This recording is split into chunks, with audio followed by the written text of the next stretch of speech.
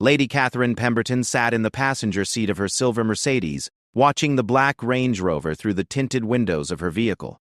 The autumn rain drummed against the windshield as she observed Prince Alexander's car parked outside the small cafe in the village of Thornwick. Her fingers drummed nervously against her leather handbag as she checked her watch for the third time in 5 minutes. "Your ladyship, perhaps we should return to Pemberton House," suggested James, her loyal driver of 15 years. His weathered hands gripped the steering wheel as he glanced at her through the rearview mirror with concern. Catherine shook her head, her perfectly styled blonde hair barely moving despite the gesture. "Not yet, James. I need to know what he's doing here. This is the third time this week he's come to this god-forsaken little village. The Kingdom of Valdonia had been her home for 35 years, ever since she married the late Duke of Pemberton. As the stepmother to Prince Alexander, the heir to the throne, she had always felt it was her duty to protect the royal family's reputation. King Edmund, Alexander's father, and her brother-in-law trusted her judgment implicitly, but lately, Alexander's behavior had become increasingly concerning. The cafe door chimed, and Catherine's attention snapped back to the entrance. A young woman with dark auburn hair emerged, followed closely by Prince Alexander. Even from this distance, Catherine could see the easy familiarity between them. The woman laughed at something Alexander said, and he placed his hand gently on her lower back as they walked toward his car. "Who is she?" Catherine whispered to herself, reaching for the small pair of opera glasses she kept in her purse. Through the lenses, she could see the woman more clearly. She was beautiful in a natural, unpretentious way that was entirely different from the carefully groomed socialites and aristocrats that usually surrounded the royal family. Her clothes were simple but well-fitted, and she wore no visible jewelry except for small pearl earrings. Catherine had been tracking Alexander's movements for the past month, ever since she noticed his frequent absences from official duties. As the widow of a duke and a senior member of the royal household, she had access to Alexander's schedule and had begun to notice discrepancies. Official engagements were being canceled or postponed, and Alexander was often unreachable during the afternoons. The royal family's public image was paramount, especially with Alexander's coronation approaching in just 18 months. King Edmund's health had been declining, and the transition of power needed to be seamless. Any scandal or inappropriate relationship could jeopardize not only Alexander's reign, but the stability of the entire kingdom. As Catherine watched, Alexander opened the passenger door of his Range Rover for the mysterious woman. The gesture was tender and protective, the kind of behavior that spoke of deep affection rather than casual acquaintance. Catherine's heart sank as she realized the implications of what she was witnessing. "James, do you see the number plate on the prince's vehicle?" she asked quietly. "Yes, your ladyship. Shall I make note of it?" "Please do. And I want you to follow them but maintain a safe distance. We cannot be seen." James nodded and started the engine as Alexander's Range Rover pulled away from the cafe. They followed the royal vehicle through the winding country roads of Valdonia's countryside, past rolling green hills dotted with sheep and ancient stone walls that had stood for centuries. Catherine's mind raced with questions and concerns. Who was this woman? What was her background? Was she aware of Alexander's true identity, or was he living some kind of double life in this remote village? The very thought of such deception made Catherine's stomach churn. The Range Rover turned into a narrow lane bordered by towering oak trees. Catherine recognized the area as part of the old Blackwood estate, a property that had been abandoned for decades after the family line died out. The lane was barely wide enough for one car, and James had to stop their Mercedes at the entrance to avoid being detected. "We can't follow any further without being seen, your ladyship," James said apologetically. Catherine bit her lip in frustration. She pulled out her mobile phone and scrolled through her contacts until she found the number for Sir Geoffrey Hartwell, the head of royal security. Geoffrey had served the royal family for over 20 years and was one of the few people who shared Catherine's concerns about maintaining the monarchy's reputation. "Geoffrey, it's Catherine," she said when he answered on the second ring. "I need to speak with you urgently about Prince Alexander." "Lady Catherine, good afternoon. What seems to be the matter?" Catherine glanced around nervously, even though they were alone on the deserted country road. "I believe the prince may be involved in a relationship that could prove problematic. I've been observing some concerning behavior, and I think we need to investigate further. There was a pause on the other end of the line. What kind of behavior, your ladyship? Secret meetings, cancelled obligations, visits to remote locations. I'm currently following him to what appears to be a private residence where he's meeting with a young woman of unknown background. Sir Geoffrey's voice became more serious. I see. Do you have any photographs or concrete evidence of this alleged relationship? Not yet, but I'm working on it. Geoffrey, you know how important it is that Alexander's reputation remains spotless. With the coronation approaching, we cannot afford any scandals. Of course, your ladyship. I appreciate your vigilance. Perhaps we should arrange a meeting to discuss this matter in detail. Can you come to my office tomorrow morning? Catherine agreed and ended the call, feeling somewhat relieved that she had an ally in her concerns. She instructed James to return to Pemberton House, but her mind continued to churn with worry and suspicion. Pemberton House was a magnificent Georgian mansion that had been in Catherine's late husband's family for 3 centuries. As they drove through the ornate iron gates and up the tree-lined drive, Catherine reflected on her responsibilities as a member of the royal family. She had married into this life of duty and service, and even though her husband had passed away 5 years ago, she still felt obligated to protect the monarchy's interests. Inside the house, Catherine went directly to her private study, an elegant room lined with leather-bound books and family portraits. She sat at her mahogany desk and began making notes about everything she had observed. The times, the locations, the woman's appearance, Alexander's behavior. She documented it all with meticulous care. Catherine had always been analytical and detail-oriented, qualities that had served her well during her years as a diplomat's daughter before her marriage. She understood the delicate balance of public perception and private life that members of the royal family had to maintain. Any relationship that Alexander pursued would be scrutinized by the media, the parliament, and the people of Valdonia. As she wrote, Catherine's concerns grew deeper. The kingdom had a long history of constitutional monarchy, but that stability depended on the royal family maintaining certain standards and expectations. Alexander's grandfather had abdicated the throne rather than give up an inappropriate relationship, nearly causing a constitutional crisis. Catherine was determined not to let history repeat itself.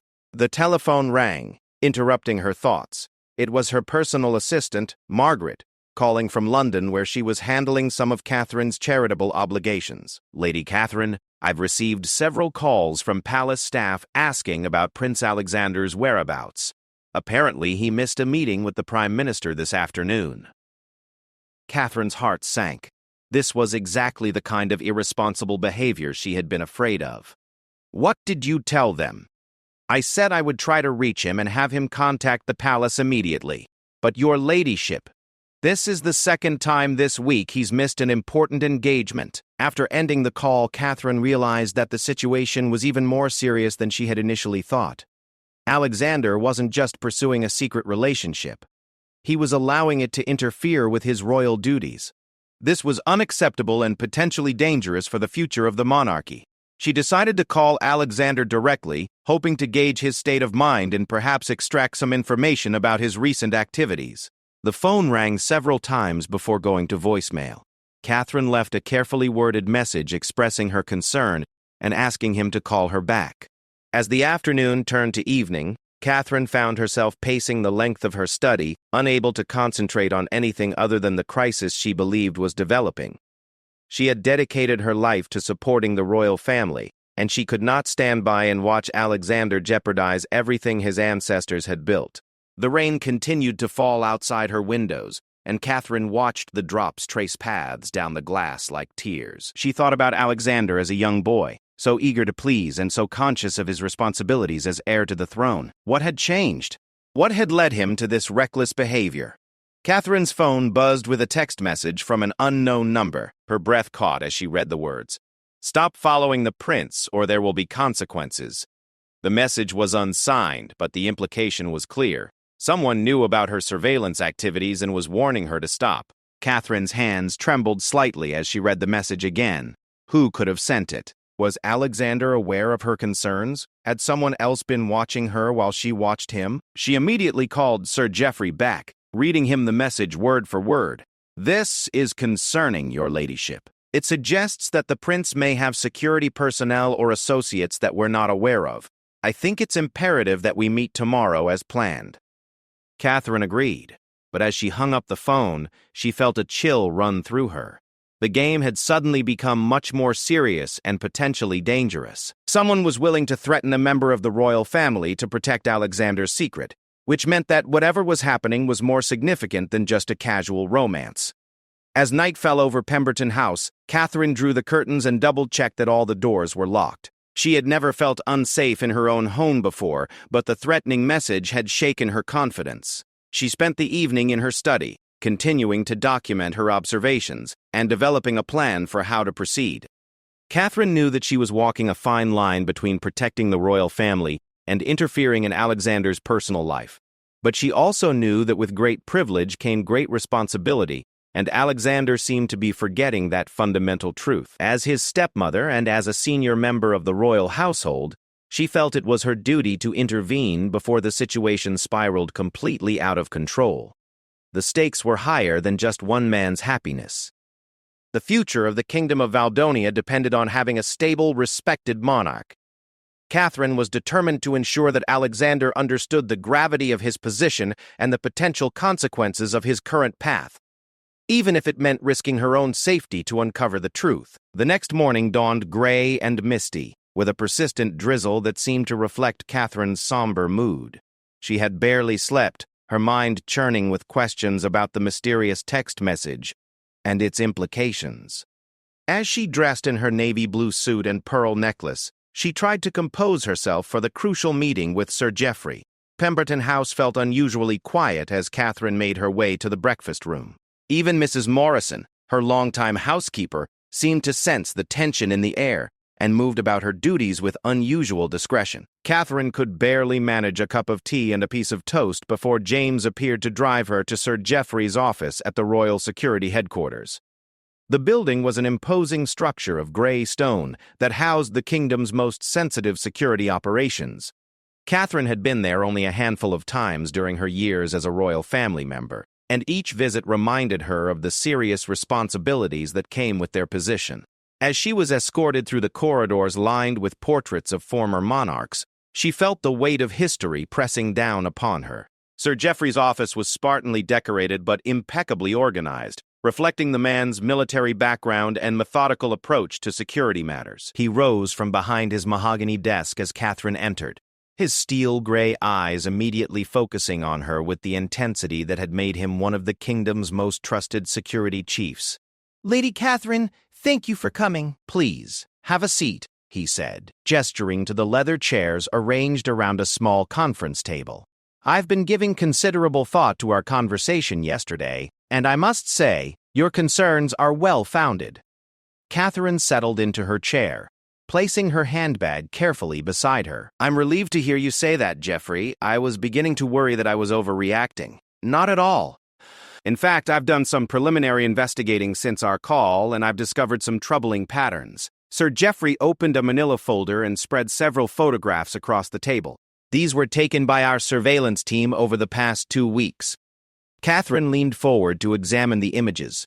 They showed Alexander at various locations around the kingdom, often in the company of the same auburn-haired woman she had observed the previous day. In some photos, they were walking hand-in-hand through a farmer's market. In others, they were sitting together on a park bench, their body language intimate and relaxed. Who is she? Catherine asked, her voice barely above a whisper. Her name is Isabella Morrison. She's 28 years old, a teacher at the local primary school in Thornwick. No criminal record, no political affiliations, and by all accounts, a perfectly respectable young woman. The problem, as you can see, is the nature of her relationship with Prince Alexander. Catherine studied the photographs more carefully. In each image, Alexander appeared relaxed and genuinely happy in a way she hadn't seen him in years, but that only made the situation more concerning. A temporary infatuation could be managed, but this looked like something deeper and more serious. How long has this been going on? She asked. From what we can determine, approximately 6 months. The prince has been using various cover stories to explain his absences from official duties. Weekend hunting trips, private study sessions, visits to distant estates, all fabrications to hide his meetings with Miss Morrison. The revelation that Alexander had been actively deceiving the royal household for 6 months sent a chill through Catherine's body. This wasn't a momentary lapse in judgment. It was a sustained campaign of deception that demonstrated a concerning disregard for his responsibilities. "Does she know who he really is?" Catherine asked. Sir Geoffrey's expression grew even more serious. "That's where the situation becomes particularly complicated. Our intelligence suggests that Miss Morrison believes Prince Alexander is simply Alexander Pemberton, a distant cousin of the royal family with some inherited wealth but no significant royal obligations." Catherine gasped. "He's using a false identity?" "It appears so. He's created an entirely fictional persona to pursue this relationship. Miss Morrison has no idea that she's involved with the future King of Valdonia." The implications of this revelation were staggering. Not only was Alexander neglecting his royal duties, but he was actively living a lie that could have catastrophic consequences if discovered by the media or foreign intelligence services. The security risks alone were enough to justify immediate intervention. "Geoffrey, we have to stop this immediately," Catherine said, her voice rising with urgency. "The risks to national security, to the monarchy's reputation, to Alexander himself, they're astronomical." "I agree completely, your ladyship. But the situation is delicate. If we move too aggressively, we risk creating the very scandal we're trying to prevent. We need to handle this with surgical precision." Catherine nodded, understanding the complexity of the challenge they faced. "What do you propose?" Sir Geoffrey pulled out another folder, this one containing detailed surveillance reports and psychological assessments. "I've been developing a strategy that involves a gradual escalation of pressure. First, we need to gather more comprehensive intelligence about the relationship. We need to understand Miss Morrison's character, her intentions, and her potential reactions to learning the truth. And then? Then we approach Prince Alexander directly, present him with the evidence, and give him an opportunity to end the relationship voluntarily. If he refuses, we'll be forced to take more drastic measures." Catherine considered the plan, recognizing both its merits and its risks. What if he warns Miss Morrison? What if they decide to go public with their relationship? That's a possibility we have to prepare for. But based on our psychological profile of the prince, we believe he ultimately wants to do the right thing for the kingdom. He's just allowed his emotions to cloud his judgment. As they continued to discuss the details of their strategy, Catherine's phone buzzed with another text message. Her blood ran cold as she read it. "Final warning. Stop interfering, or everyone will know the truth about your own secrets." She showed the message to Sir Geoffrey, whose expression immediately darkened. "This changes everything," he said grimly. "Someone is actively trying to protect this relationship, and they're willing to make threats against members of the royal family." "My own secrets?" Catherine repeated, confusion and fear mixing in her voice. "What could they possibly mean by that?" Sir Geoffrey was already picking up his secure phone line. "I'm calling for an immediate security detail for you, Lady Catherine. We can't take any chances with your safety." As Catherine sat in the sterile security office, surrounded by the apparatus of state protection, she felt a growing sense of unease about forces beyond her control. The simple desire to protect her stepson and the monarchy had somehow escalated into a complex web of surveillance, deception, and now threats. "Geoffrey, perhaps we should reconsider our approach," she said hesitantly. "If someone is willing to threaten me to protect Alexander's secret, maybe there's more to this situation than we understand." "Absolutely not," Sir Geoffrey replied firmly. "These threats only confirm that we're dealing with something serious enough to warrant protective measures. We cannot allow intimidation to prevent us from fulfilling our duty to the crown." Catherine wanted to agree, but something nagged at her about the phrase, "your own secrets." What could anyone possibly know about her that would be worth threatening her? She had lived an exemplary life as a royal family member, always maintaining the highest standards of conduct and discretion. As she pondered this question, a disturbing thought began to form in her mind. Could the threats be referring to her surveillance activities themselves? Had she crossed some legal or ethical line in her efforts to monitor Alexander? The thought that her protective instincts might have led her into legally questionable behavior was deeply troubling. Sir Geoffrey interrupted her thoughts by presenting her with a detailed dossier on Isabella Morrison. The file contained everything from her academic records to her employment history to photographs of her family members. As Catherine reviewed the information, she was struck by how ordinary and admirable the young woman appeared to be. Isabella Morrison had grown up in a middle-class family in the northern part of the kingdom. Her father was a retired police officer, her mother a nurse. She had excelled in her studies, earning a degree in education with honors, and had been teaching for 6 years with consistently excellent evaluations. She volunteered with local charities, sang in her church choir, and by all accounts was beloved by her students and their families. "She seems like a wonderful person," Catherine admitted reluctantly. "Under different circumstances, I might actually approve of Alexander's choice." "That's precisely what makes this situation so challenging," Sir Geoffrey agreed. "Miss Morrison isn't some opportunistic fortune hunter or social climber. She appears to be genuinely in love with the man she knows as Alexander Pemberton, and from all indications, that love is returned." Catherine felt a pang of sympathy for both Alexander and Isabella. They were caught in circumstances that made their relationship impossible, regardless of their feelings for each other. The cruel irony was that Isabella's very virtues, her honesty, her lack of worldly ambition, her genuine nature, were what made her unsuitable as a future queen. "What happens to her when this ends?" Catherine asked quietly. "She's going to be devastated when she learns the truth." "That's not our primary concern," Sir Geoffrey replied, though his tone suggested he wasn't entirely comfortable with the statement. "Our responsibility is to protect the monarchy and ensure a smooth transition to Alexander's reign." As the morning progressed, Sir Geoffrey outlined the next phases of their plan. They would increase surveillance on both Alexander and Isabella, documenting every interaction and meeting. They would also begin a discreet investigation into Isabella's background, looking for any potential leverage points that might be useful in convincing her to end the relationship voluntarily.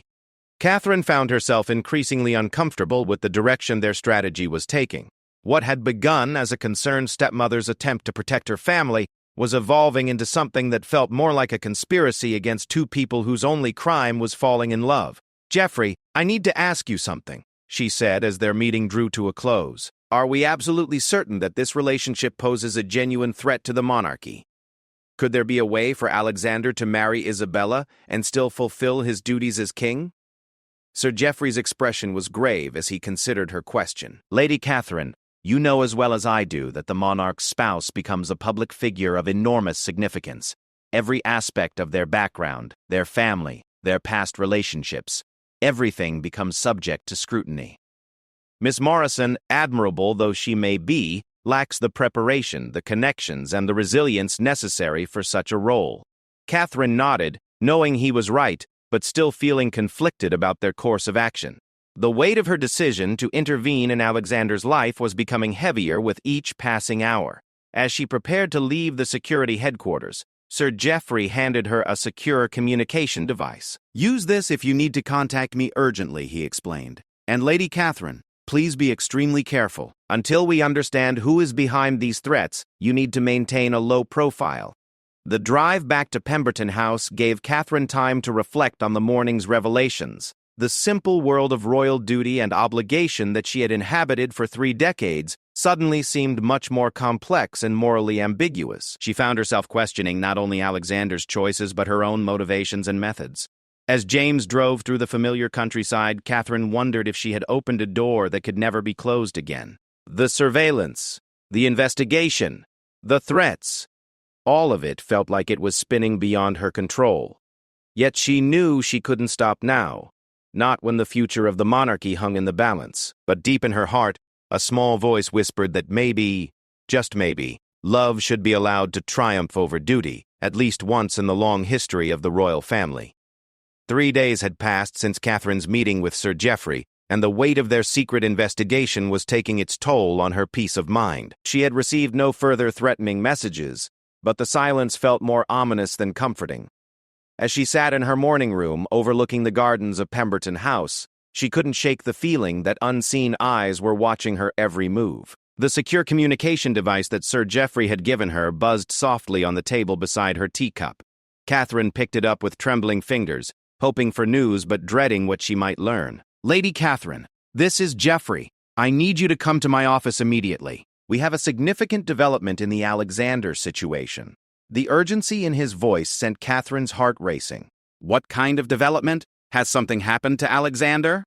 I can't discuss it over the phone, even on this secure line. Can you be here within the hour? Catherine assured him she would leave immediately and called for James to bring the car around.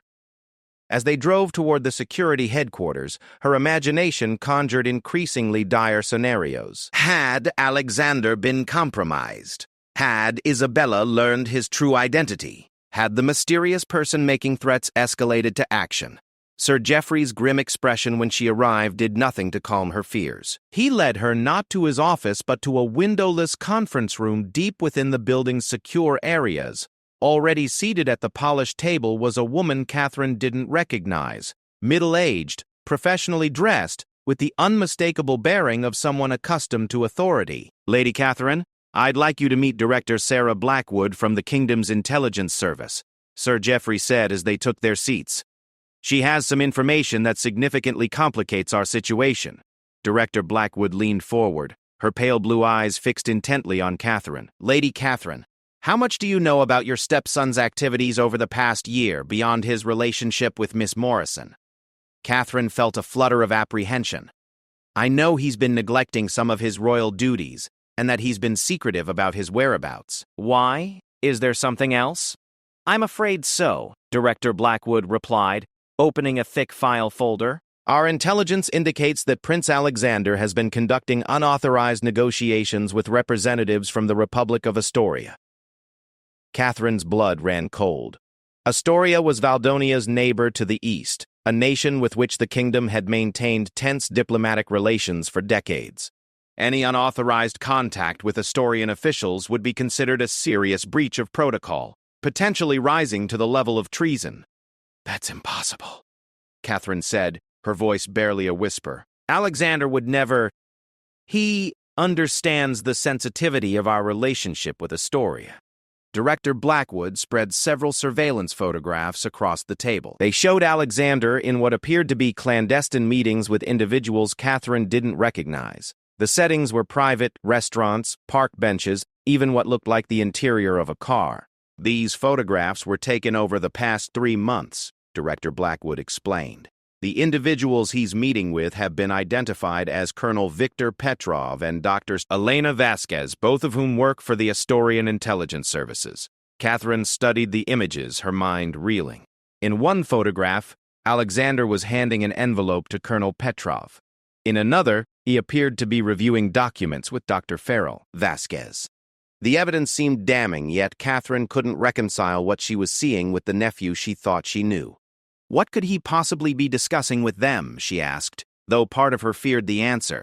That's what we're trying to determine, Sir Geoffrey interjected. The timing of these meetings coincides with his relationship with Miss Morrison, which raises the possibility that she might be involved somehow. You think Isabella is an Astorian agent? Catherine asked incredulously. Director Blackwood's expression remained neutral. We haven't ruled out any possibilities. It's certainly curious that Prince Alexander began both his secret relationship and these unauthorized diplomatic contacts at approximately the same time. Catherine's world felt like it was spinning out of control. The stepson she had been worried about for his romantic indiscretions was potentially involved in activities that could threaten national security. The implications were staggering. Have you confronted Alexander about this? She asked. Not yet, Sir Geoffrey replied. We're still gathering intelligence. But Lady Catherine, this changes our entire approach to the situation. We can no longer treat this as simply a matter of royal protocol and public relations. Director Blackwood pulled out another set of documents. There's something else you need to know.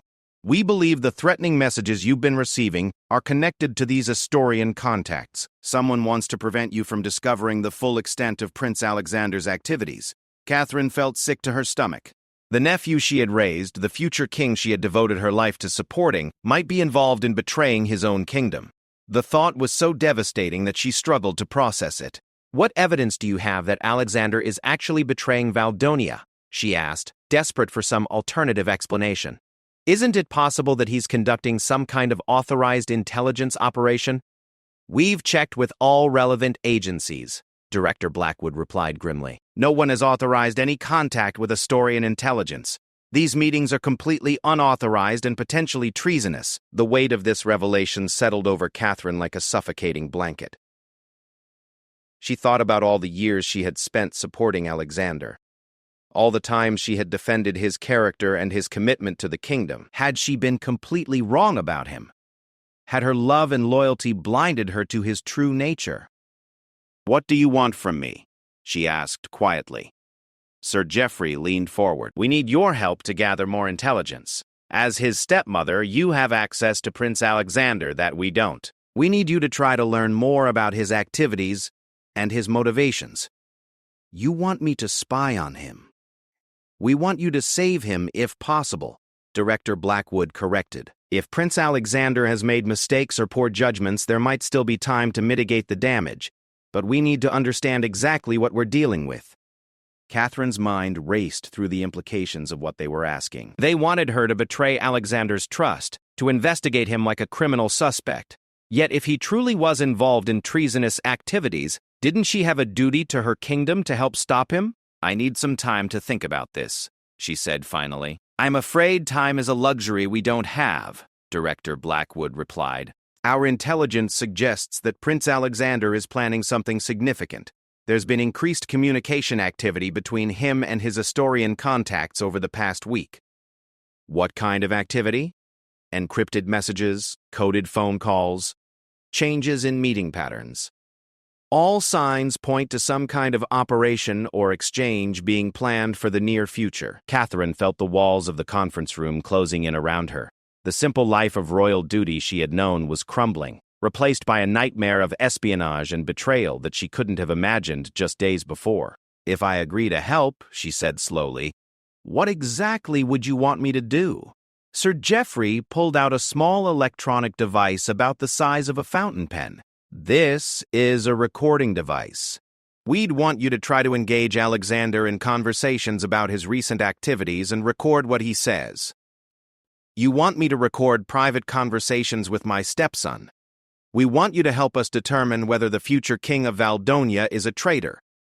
Director Blackwood said bluntly. The security of the entire kingdom could be at stake. Catherine stared at the recording device, her hands trembling slightly. Everything she had believed about duty, loyalty, and family was being tested in ways she had never anticipated. How could she reconcile her love for Alexander with her responsibility to the kingdom? "There's one more thing," Director Blackwood added. "We have reason to believe that Alexander might be planning to leave the kingdom permanently. If he does, he could take state secrets with him to Astoria." This final revelation was almost too much for Catherine to bear. The thought of Alexander abandoning his birthright and his duty to become a traitor in a foreign land was devastating beyond words. "How do you know this?" "Financial intelligence. Large sums of money have been moved from accounts associated with Prince Alexander. Properties have been quietly put up for sale.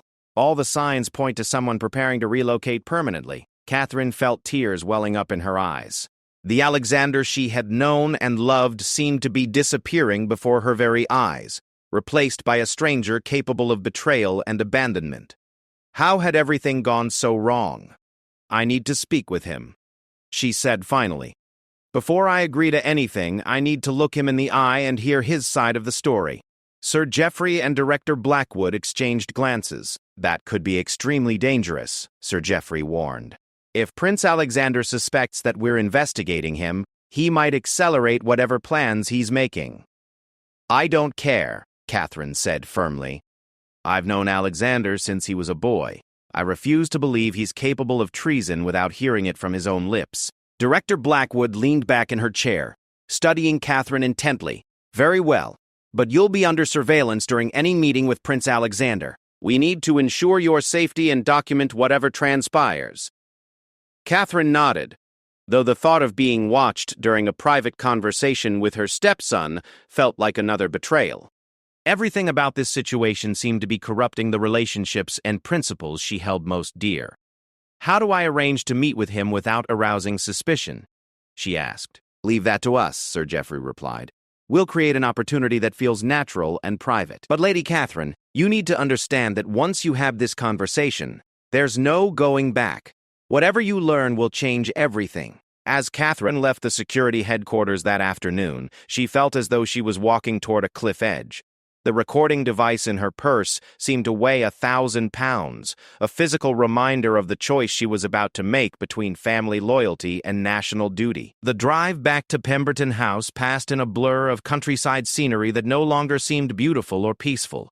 Catherine's world had been fundamentally altered by the morning's revelations, and she wondered if she would ever again feel the simple certainty of knowing right from wrong. That evening, as she sat alone in her study, surrounded by family photographs and royal memorabilia, Catherine made her decision.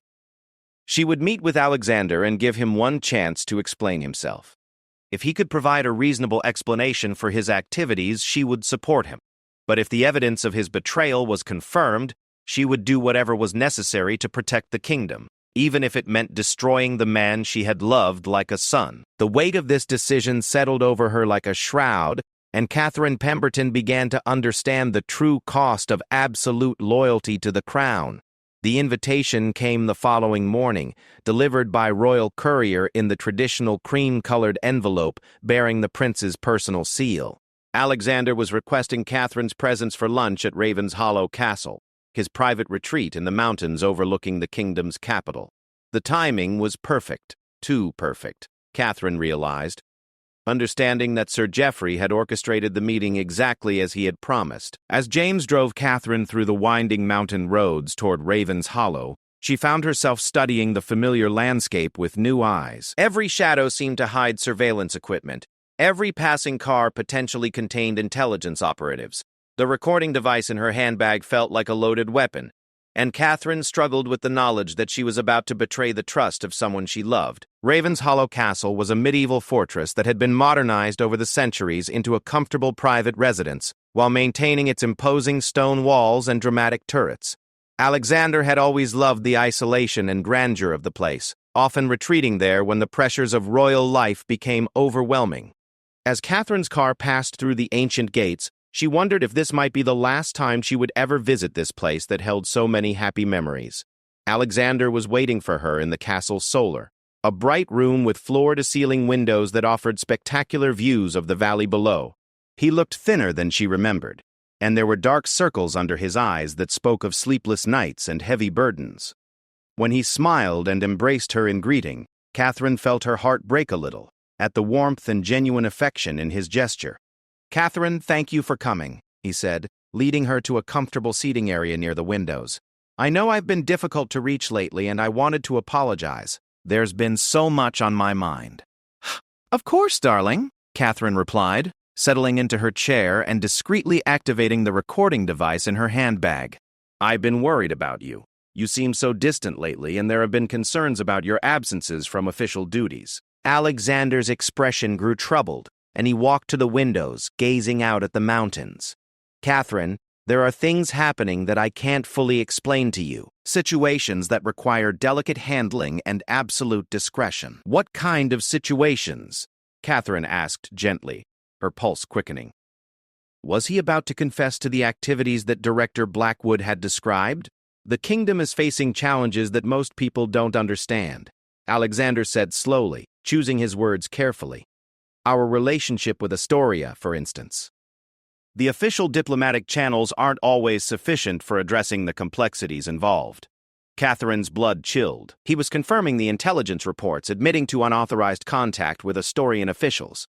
"Alexander, surely you understand that any diplomatic initiatives must be coordinated through proper channels." The Foreign Ministry, the intelligence services. Alexander turned from the window, his expression pained. "That's exactly the problem, Catherine. The Foreign Ministry and intelligence services are locked into old thinking, old prejudices. They can't see opportunities for progress because they're blinded by decades of mistrust." "So you've taken it upon yourself to conduct unofficial diplomacy?" Catherine asked, struggling to keep her voice neutral despite the growing alarm she felt. "I've been exploring possibilities," Alexander admitted, "trying to determine if there might be ways to improve our relationship with Astoria that the traditional diplomatic establishment hasn't considered." Catherine felt sick to her stomach. Alexander's words confirmed the worst fears about his activities, but his tone suggested that he believed he was acting in the kingdom's best interests rather than betraying it. The complexity of the situation made it even more heartbreaking. "Alexander, you must understand how dangerous this is." she said, leaning forward in her chair. Unauthorized diplomatic contact can be construed as treason. The legal and political ramifications could be devastating. Alexander's face darkened. Treason? Catherine, everything I've done has been motivated by love for this kingdom and its people. How can working for peace and understanding be treasonous?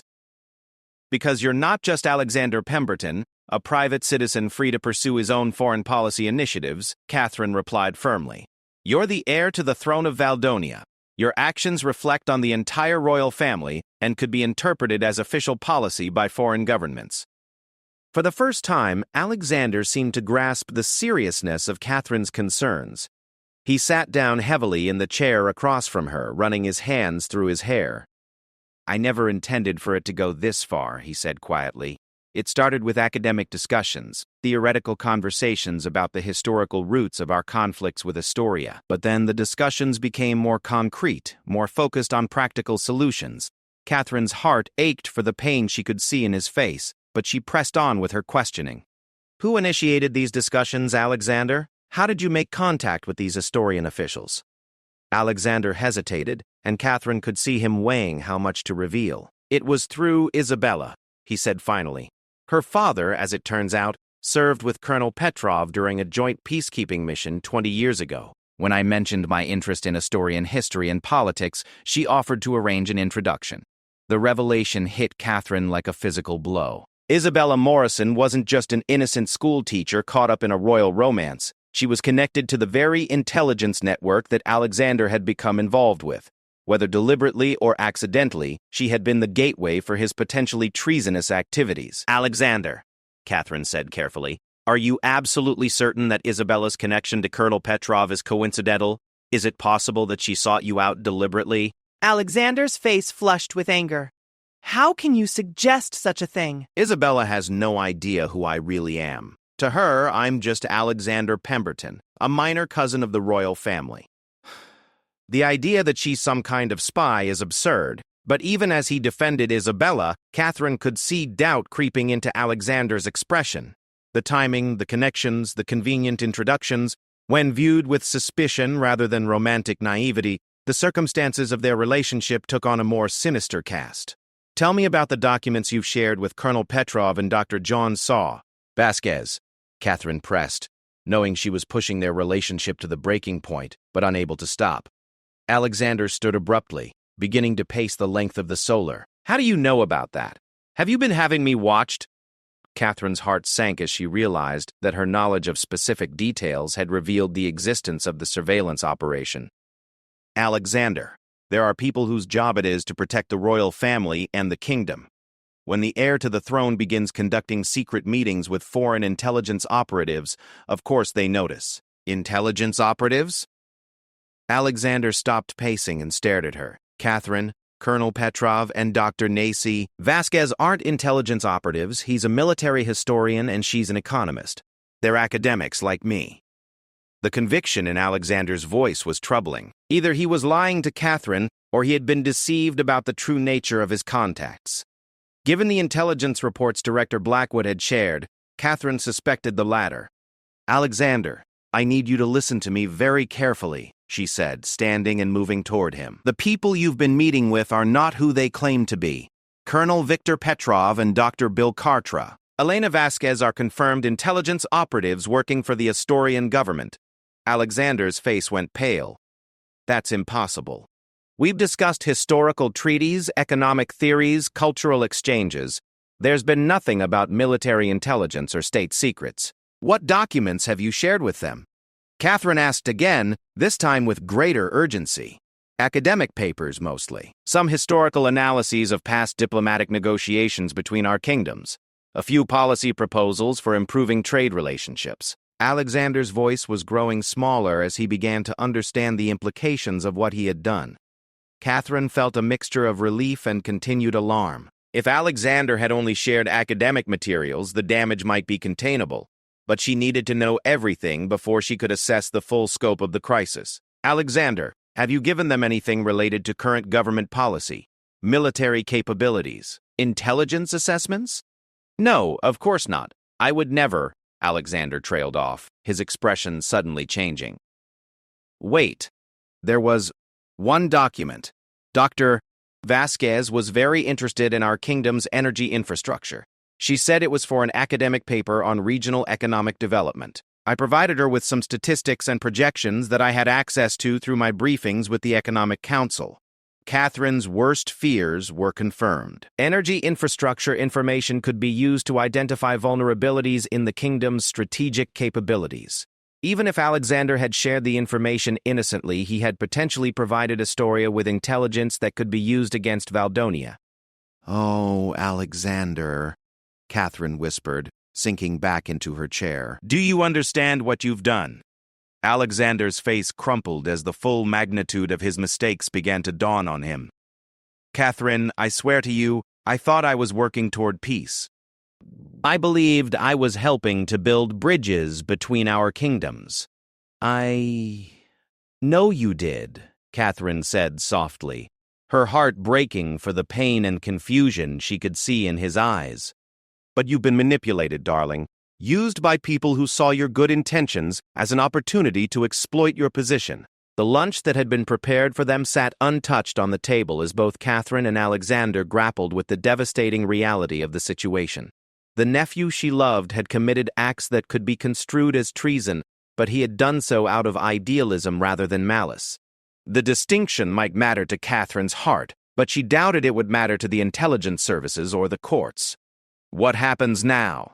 Alexander asked quietly. Catherine pulled the recording device from her handbag and set it on the table between them.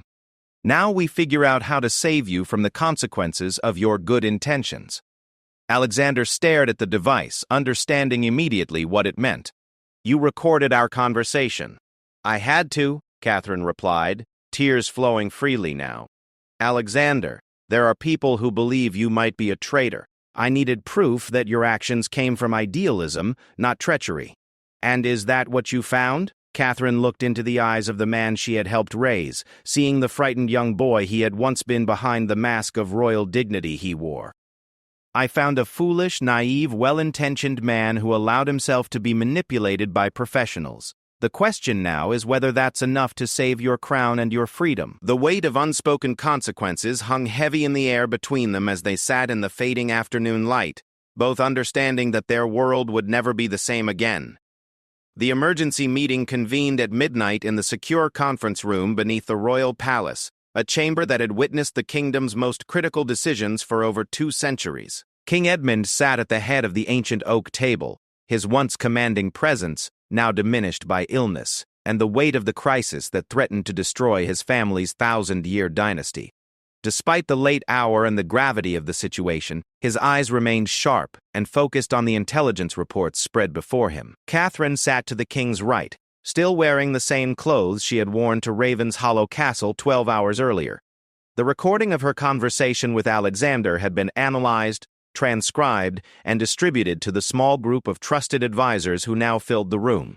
Sir Geoffrey Hartwell maintained his characteristic military bearing despite the exhaustion evident in his features. Director Sarah Blackwood sat across from Catherine, her pale blue eyes revealing nothing as she reviewed the implications of Alexander's confessions. Prime Minister Robert Whitfield, roused from sleep and brought directly from his estate, looked older than his 65 years as he absorbed the magnitude of the crisis facing the government. General Marcus Thornbury, the kingdom's highest-ranking military officer, studied satellite photographs of Astorian military installations with the intensity of a man preparing for war. "Let me ensure I understand the situation correctly," King Edmund said, his voice carrying the authority that had guided the kingdom through 4 decades of rule despite his physical frailty. "My son, the heir to the throne, has been conducting unauthorized diplomatic negotiations with Astorian intelligence operatives for the past 6 months, during which time he has shared classified information about our energy infrastructure." "That's correct, Your Majesty," Director Blackwood confirmed. "However, our analysis of Lady Catherine's recording suggests that Prince Alexander was unaware of the true identity of his contacts and believed he was engaged in academic discussions rather than intelligence operations." King Edmund's weathered hands clenched into fists on the table surface. "Intentions are irrelevant when the security of the realm is at stake. The question now is how to contain the damage and prevent further compromises." Catherine found her voice despite the crushing weight of guilt she felt for her role in exposing Alexander's activities.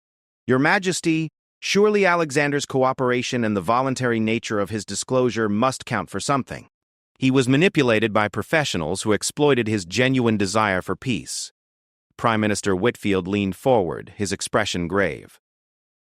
Lady Catherine, I understand your desire to protect Prince Alexander, but we must consider the political implications. If this becomes public, it could bring down the government and trigger a constitutional crisis. The political implications are secondary to the security concerns, General Thornbury interjected.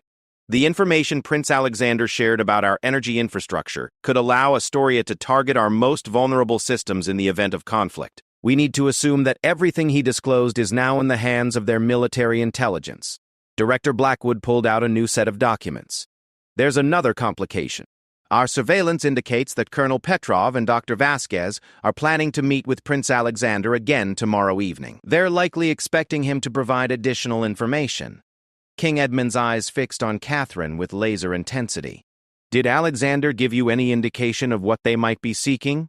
Catherine consulted her notes from the conversation at Raven's Hollow. He mentioned that they've been particularly interested in regional security arrangements and military cooperation agreements. They claimed it was for academic research on peacekeeping operations. They're fishing for intelligence about our defense partnerships, General Thornbury concluded grimly. If they can understand the full scope of our military alliances, they can identify weaknesses and potential pressure points. The weight of the crisis was becoming clearer with each passing minute. Alexander's naive idealism had potentially compromised decades of carefully constructed security arrangements that protected not only Valdonia, but several allied nations. What are our options? King Edmund asked, directing the question to the room in general. Sir Geoffrey was the first to respond. We could arrest Prince Alexander immediately on charges of unauthorized disclosure of classified information.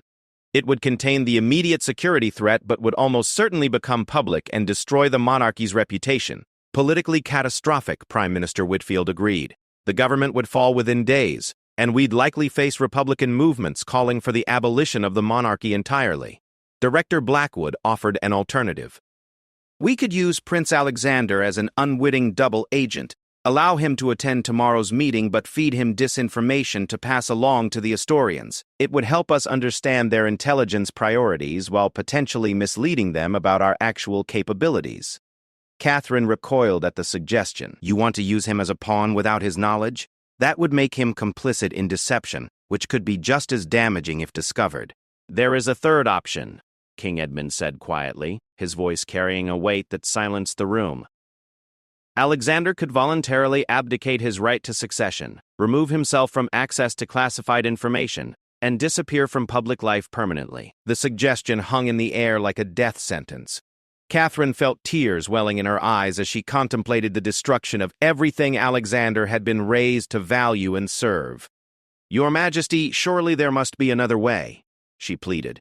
Alexander made mistakes, but they came from good intentions. To destroy his entire future seems, the future of one man, even my son, cannot supersede the security of the kingdom and the stability of the monarchy. King Edmund replied with the cold logic of absolute duty.